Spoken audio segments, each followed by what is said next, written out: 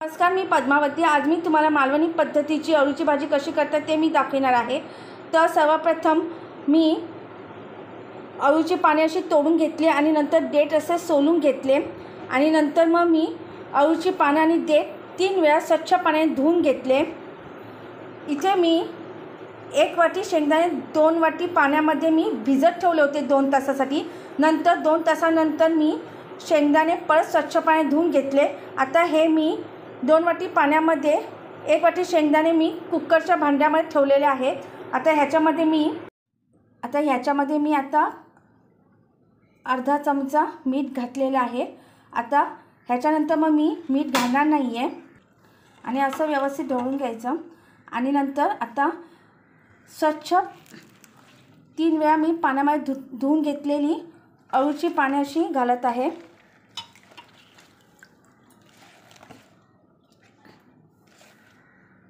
आणि आता हे मी कुकरमध्ये हे भांडं मी ठेवणार आहे आणि 3 शिट्ट्या देऊन शिजून घेणार आहे। आता मी हे भांडं कुकरच्या भांड्यामध्ये ठेवून 3 शिट्ट्या देऊन शिजून घेणार आहे। आता कुकरचं झाकण लावणार आहे मी। असं कुकरचं झाकण लावते मी। तर कुकर मी गॅसवर ठेवलेला आहे। आता 3 शिट्ट्या होईपर्यंत थांबायचं आहे। तर 3 शिट्ट्या झालेल्या आहेत। आता मी गॅस काढत आहे। आता कुकर थंड होऊ देऊया आपण। तर कुकर थंड झालेला आहे। आता मी कुकरचं झाकण उघडते। आता कुकर आता उघडत आहे।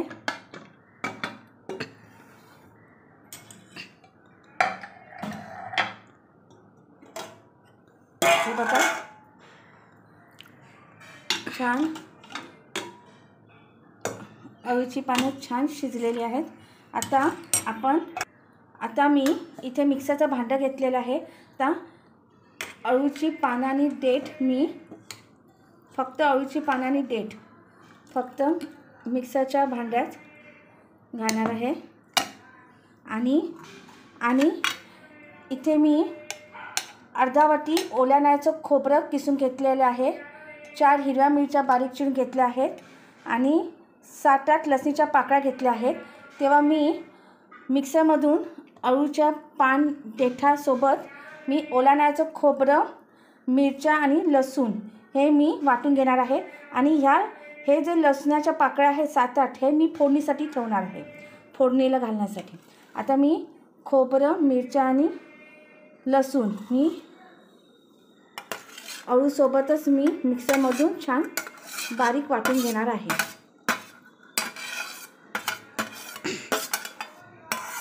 आता छान बारीक वाटून घेऊया आपण। तर छान मिक्सरमधून बारीक वाटून घेते। तर मिक्सरमधून छान वाटून घेतलेलं आहे। तर इथे मी गॅसवर टोप गरम करत ठेवला होता, तो गरम झालेला आहे। सर्वप्रथम आधी मी याच्यामध्ये अर्धा तांब्या पाणी ओतून घेणार आहे आणि व्यवस्थित मिक्स करून घेणार आहे।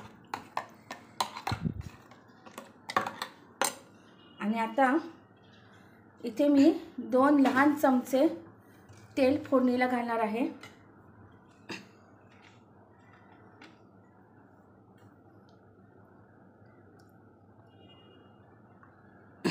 2 लहान चमचे तेल फोडणीला घातलेले आहेत। आता चिमूटभर हिंग, तेल थोडं गरम झाले आहे। आता मी चिमूटभर हिंग घालते आहे।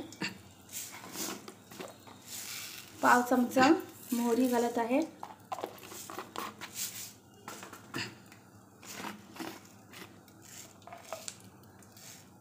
पाव चमचा जिरं घालत आहे आणि आता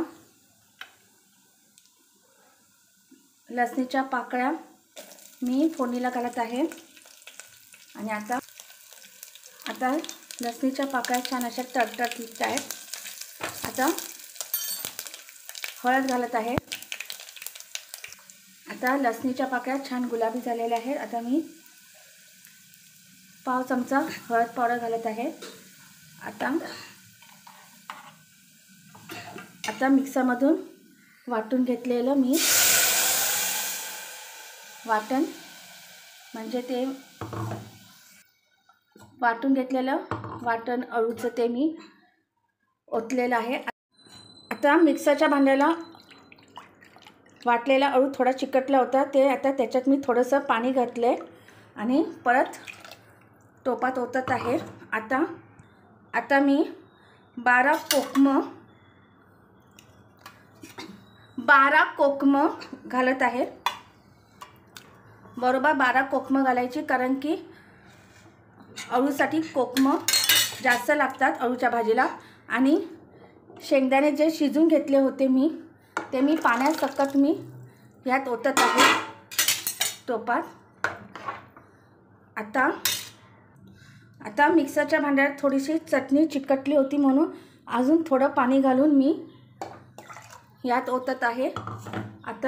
आता भाजीला उकळी येईपर्यंत आपण थांबायचं आहे. उकळ आल्यानंतर बघू. तर अळूच्या भाजीला छान उकळ आलेला आहे. तर हे बघा, अळूच्या भाजीला छान उकळ आलेला आहे. आता 2 मिनिट असंच उकळत राहू दे. तर 2 मिनिट छान असंच उकळत होतं. अळूची भाजी छान उकळलेली आहे 2 मिनिटं. आता मी गॅस काढत आहे. आता बाउलमध्ये काढून घेते अळूची भाजी मी. तर अशा मालवणी पद्धतीची अळूची भाजी केली जाते. तुम्हाला माझा व्हिडिओ आवडला असेल लाईक करा. धन्यवाद.